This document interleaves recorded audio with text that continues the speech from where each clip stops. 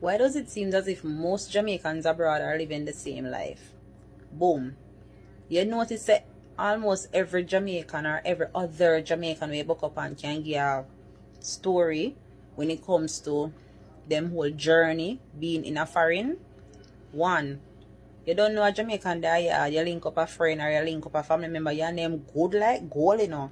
When you're there Jamaica and everything, when you talk about roops, yo, me I come cross, you know, roops start out, you know, living arrangements.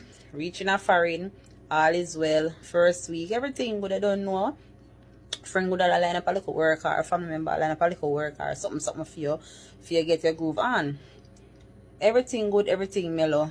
Second week, everything good. Third week, everything good. Maybe in the fourth week, face start bend up, attitude start gay. Second month, we at the second month now, you know, you just feel uncomfortable in the space. By the time if you touch third month, you would have beer would start dropping all these things. By fourth month, if you're lucky, you might not get put out or you might just come and see things them out the door.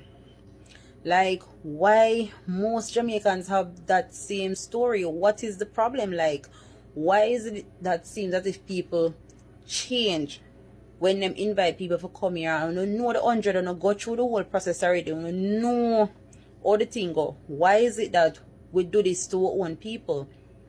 Right?